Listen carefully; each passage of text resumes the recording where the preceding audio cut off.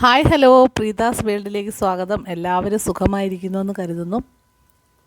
ഇന്നിപ്പം രാവിലെ ബ്രേക്ക്ഫാസ്റ്റിന് ഉരുളൻകിഴങ്ങ് കറി പൂരിയാണ്. കുറേ നാളായി ഉരുളൻകിഴങ്ങ് കറി ഉണ്ടാക്കിയിട്ട്. എന്നും ഗ്രീൻ പീസ് കറിയോ കടലക്കറിയോ മുട്ടക്കറിയോ ഒക്കെയാണ് പൂരിക്ക് ഉണ്ടാക്കുന്നത്. ഇന്ന് ഇപ്പോൾ സിമ്പിളായിട്ടുള്ള ഒരു ഉരുളൻകിഴങ്ങ് കറിയാണ്. ഇതിൽ ഉരുളൻകിഴങ്ങും സവാളയും പച്ചമുളകും മഞ്ഞൾപ്പൊടിയും ഉപ്പും ഇത്രയാണ് ഇട്ടിട്ട് കടുക് വറുത്തിട്ടതിന് ശേഷം നമ്മൾ അതിൽ ചേർത്തേക്കുന്നത്. ഇതിൽ പച്ചമുളകിൻ്റെ എരിവ് മാത്രം എടുത്തിട്ട് മുളക് പൊടി മല്ലിപ്പൊടിയൊന്നും ഇടാതെ സിമ്പിളായിട്ടുണ്ടാക്കുന്ന ഒരു ഉരുളൻകിഴങ്ങ് കറിയാണ്. ഇനി നന്നായിട്ട് ഉരുളൻകിഴങ്ങ് വെന്ത് വരുമ്പം കുറച്ച് കറി മസാല ചേർക്കും. പിന്നെ പച്ചമുളകിൻ്റെ എരിവേ ഉള്ളൂ, പിന്നെ മഞ്ഞൾപ്പൊടി അത്രയേ ഉള്ളൂ. അങ്ങനെ ഒരു സിമ്പിളായിട്ടുള്ള ഉരുളൻകിഴങ്ങ് കറിയാണ് ഇന്ന് പൂരിക്ക്. പിന്നെ പൂരി ഞാനൊരു അരമണിക്കൂർ മുമ്പേ മാവ് കുഴച്ച് വെച്ചിട്ടുണ്ട്. അത് ഗോതമ്പ് പൊടിയും തോനെയും മൈദപ്പൊടി കുറച്ചുമാണ്. ഒരു കാൽഭാഗം മൈദയും ഗോതമ്പ് മാവും കൂടെ ചേർത്ത് പിന്നെ ഒരു സ്പൂൺ റവയും കൂടെ ചേർത്തിട്ടുണ്ട്. അത് ഒരു അരമണിക്കൂറായി കുഴച്ച് വെച്ചിട്ട് ഓരോന്നായിട്ട് ഞാൻ പരത്തി എടുക്കുകയാണ്. ഒരുപാട് വലിപ്പത്തിലൊന്നും അല്ല പരത്തുന്നത്, ചെറിയ ഒരിടത്തരം വലിപ്പത്തിലാണ് പൂരി പരത്തിയിട്ടേക്കുന്നത്. പിന്നീട് ഓരോന്നായിട്ട് ഞാൻ ഉണ്ടാക്കി എടുത്തിട്ടുണ്ട്. ഇത് റിഫൈൻഡ് ഓയിലിൻ്റെ എണ്ണയാണ് ഉപയോഗിച്ചേക്കുന്നത് കേട്ടോ, വെളിച്ചെണ്ണയല്ല. വെളിച്ചെണ്ണയിൽ ഉണ്ടാക്കുന്നതിനേക്കാൾ പൂരിക്ക് കുറച്ചുകൂടെ ടേസ്റ്റ് നമ്മൾ റിഫൈൻഡ് ഓയിൽ ഉണ്ടാക്കുമ്പോഴാണ്. സൺഫ്ലവറിൻ്റെയോ അല്ലെങ്കിൽ ഏതെങ്കിലും നല്ല കമ്പനിയുടെ റിഫൈൻഡ് ഓയിലോ ഉപയോഗിച്ചാൽ മതി. അങ്ങനെ പൂരി ഉണ്ടാക്കി വെച്ചിട്ട് റെഡി ആയിട്ടുണ്ട്. പൂരി ഉരുളൻകിഴങ്ങ് കറി ചായയൊക്കെ ഇട്ട് റെഡിയാക്കി രാവിലത്തെ ബ്രേക്ക്ഫാസ്റ്റ് അങ്ങനെ എല്ലാവർക്കും കൊടുത്തു. ഞാൻ കഴിച്ചില്ല. ഞാൻ അപ്പോഴും അമ്പലത്തിൽ പോയിട്ട് വരാമെന്ന് കരുതി. ഇന്ന് ആയില്യം ഉള്ള ദിവസമാണ്. നമ്മുടെ അമ്പലത്തിൽ ആയില്യപൂജയുള്ള ദിവസമാണ്. മാസത്തിൽ ഒരു ദിവസമേ ഉള്ളൂ. അപ്പോഴാണ് ഇന്ന് ആയില്യമാണെന്ന് അനൗൺസ്മെൻറ്റ് ചെയ്തപ്പോഴാണ് അറിഞ്ഞത്. അങ്ങനെ ഞാൻ അമ്പലത്തിലേക്ക് പോയി. അമ്പലത്തിൽ പോയിട്ട് തിരിച്ചു വന്നപ്പം വോട്ട് ചെയ്യാൻ വന്ന മാമിയും മാമിയുടെ മരുമകളും കുഞ്ഞുമൊക്കെ വീട്ടിലോട്ട് വന്നു.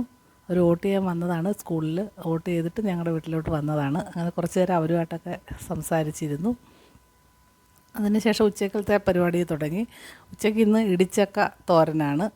ഒരു ചക്ക അടത്തി ഇടിച്ചക്ക പരുവത്തിലുള്ള ഒരു ചക്കയായിരുന്നു. അതെടുത്ത് മഞ്ഞളും ഉപ്പുമൊക്കെ ഇട്ട് വേവിച്ചെടുത്തു. അതിനുശേഷം കടുക് വറുത്ത് അല്പം അരിയും കൂടി ഇട്ട് കടുക് വറുക്കണം. നമ്മൾ കടുക് വറുക്കുന്നതിൽ അല്പം അരിയും കൂടി ഇട്ട് കടുക് വറുത്താൽ നല്ല ടേസ്റ്റാണ് ഇടിച്ചക്ക തോരൻ വെക്കുന്നതിൽ. അങ്ങനെ ഇടിച്ചക്ക അതിലിട്ട് കടുക് വറുത്തതിലോട്ട് ഇട്ടിട്ടുണ്ട്. അത് ഇടിച്ചക്ക നമ്മൾ മിക്സിയിലിട്ട് ചെറുതായിട്ടൊന്ന് കറക്കിയാൽ മതി. പക്ഷേ ഇന്ന് എൻ്റെ ഇടിച്ചക്ക അല്പം വെന്തുപോയതുകൊണ്ട് അത് മിക്സിയിലിട്ട് നന്നായിട്ട് അടിക്കാൻ പറ്റിയില്ല. ഞങ്ങളല്ലാതെ തന്നെ കൈവച്ചൊക്കെ എടുത്തതേ ഉള്ളൂ. അങ്ങനെ ഇടിച്ചക്ക ഫ്ലോപ്പായിപ്പോയി ഇന്നത്തെ.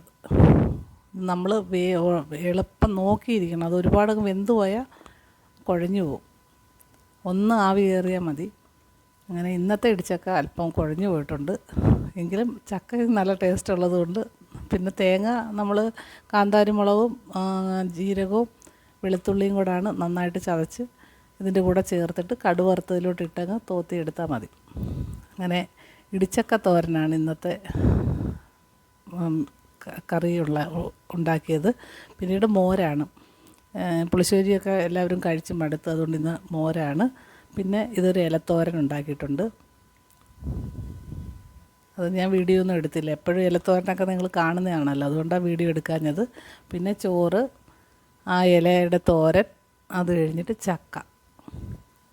പിന്നെ ഇന്നലത്തെ മീൻകറി ഉണ്ട് കേട്ടോ, അതുകൊണ്ട് ഇന്ന് മീനൊന്നും വെച്ചിട്ടില്ല.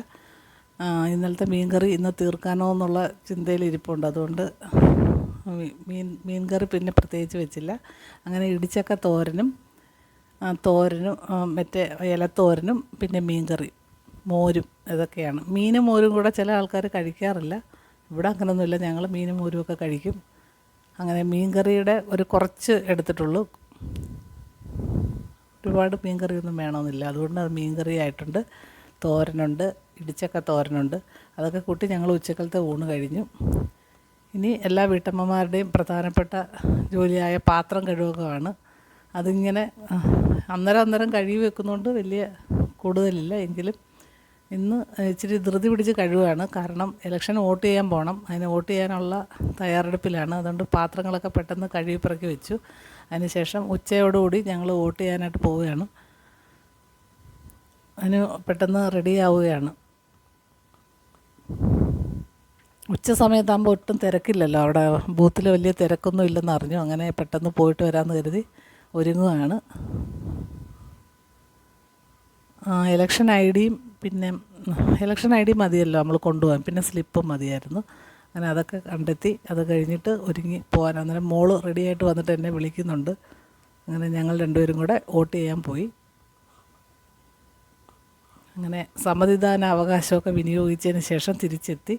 പിന്നെ വോട്ട് ചെയ്തതിൻ്റെ 2-3 ഫോട്ടോകളൊക്കെ അവിടെ ഇരുന്ന് എടുക്കുകയാണ്. നമ്മുടെ ഗ്രൂപ്പിലും ബന്ധുക്കൾക്കുമൊക്കെ അയച്ചു കൊടുക്കാൻ വേണ്ടിയിട്ട്, ഒരു രസത്തിന് വേണ്ടിയിട്ട് കുറച്ച് ഫോട്ടോയൊക്കെ എടുത്തു.